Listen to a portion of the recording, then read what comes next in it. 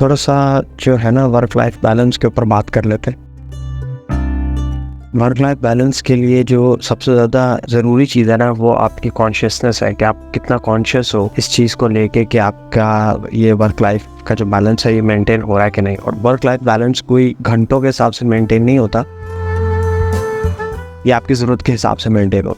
मिसाल के तौर पे कि जिन दिनों में टीम के ऊपर काम का दबाव ज़्यादा होता है तो आपका थोड़ा सा पर्सनल लाइफ के ऊपर ध्यान कम होता है, बट एज सुन एज आपका लोड थोड़ा कम होता है, या जब आपको पता है कि प्रमोशंस करीब हैं या आपको ये आइडिया है कि अब जो हमारी परफॉर्मेंस को मॉनिटर किया जा रहा है, मैं 2-3 लोग और हम वो कैंडिडेट्स हैं जो प्रमोट हो सकते हैं, तो फिर आपको किसी और तरीके से मैनेज करते हो। लेकिन आप किसी भी पोजीशन पे हो, सबसे ज़्यादा जो मैटर करता है वो ये करता है कि आपका कॉन्शियसनेस लेवल कितना है, आप कितना कॉन्शियस होकर अपना टाइम गुजारते हो, बहुत इंपॉर्टेंट है।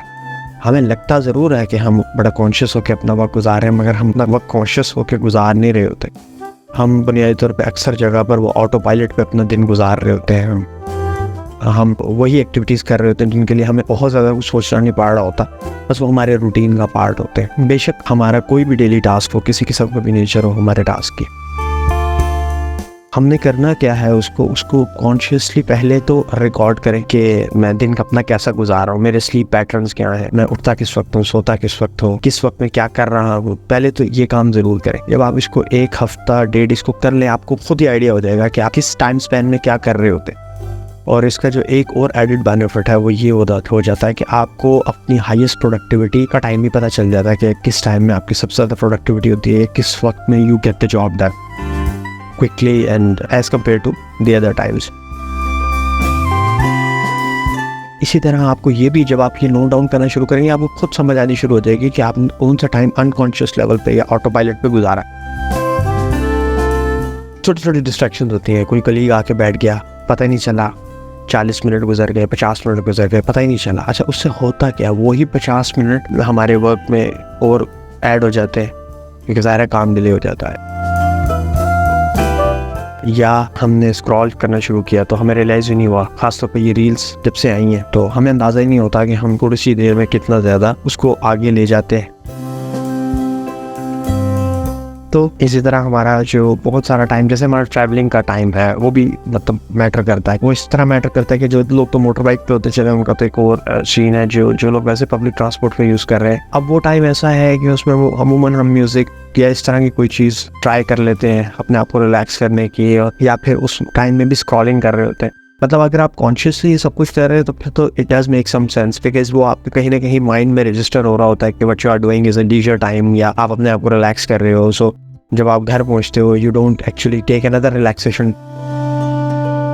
कि भाई अब तो मैं घर आया हूँ तो मैं तो थक के आया हूँ। तो सो आप उसको रियलाइज़ करते हो कि अगर मैं मेंटली टायर्ड हूँ इस वक्त और मैं स्क्रॉलिंग कर रहा हूँ, तो ना तो मैं मतलब आप पब्लिक ट्रांसपोर्ट यूज़ कर रहे हो और आप स्क्रॉलिंग कर रहे हो, तो आप अपने आप को बोलते हो कि यार मैं इस स्क्रॉलिंग से ना तो मैं मेंटली जो है वो रिलैक्स हो रहा हूँ, ना मैं फिजिकली रिलैक्स हो रहा हूँ। सो अगर कोई इस किस्म की स्पेस है जिसके अंदर आप थोड़ा सा अपने आप को रिलैक्स कर सकते हो, माइंड एंड बॉडी को, तो उसको कर लेना चाहिए। अदरवाइज अगर आप वो नहीं कर रहे हो तो try and reply to the social conversations जो आप पेंडिंग पे डाल रहे थे ऑफिस के वक्त में, बिकॉज आप उस वक्त समझते थे कि आपको काम पे फोकस करना है, तो अब आप उन सोशल कम्युनिकेशंस को रिप्लाई कर सकते हो। So there are tons of ways to do. और मैंने जैसे पहले बताया पिछले ऑडियो में कि the best way to do it is कि जब आप कॉन्शियसली अपने टाइम को मेजर कर रहे होते हो, मॉनिटर कर रहे होते हो कि मैं किस वक्त में क्या कर रहा हूँ, तो आपको खुद ही अंदाज़ा हो जाता है कि कौन से लूप होल्स हैं जो एग्जिस्ट कर रहे हैं। और फिर जब आप उनको लिख लेते हो तो एक अमूमन एक स्टैंडर्ड फार्मूला जो दिया जाता है वो 8+8+8 का दिया जाता है। और इस पर बहुत से लोग डिबेट करेंगे कि नहीं सर ये 8 आवर्स में पॉसिबल नहीं है, तो वो एक्चुअली वो 8 आवर्स एक कंसिस्टेंट 8 आवर्स नहीं होते, वो 6+2+ करके होता है या 5+3 करके होता है, कि जिसके अंदर आप एक स्ट्रीक लगाते हो शुरू में, सुबह जब आपके पास बॉडी में एनर्जी होती है तो आप 5 आवर्स लगाते हो, और उसके अंदर उसके बाद जो फिर आपका लेफ्ट ओवर वर्क रह जाता है वो फिर आप बाकी के 3 आवर्स थोड़ा रेस्ट करके लगा लेते हो,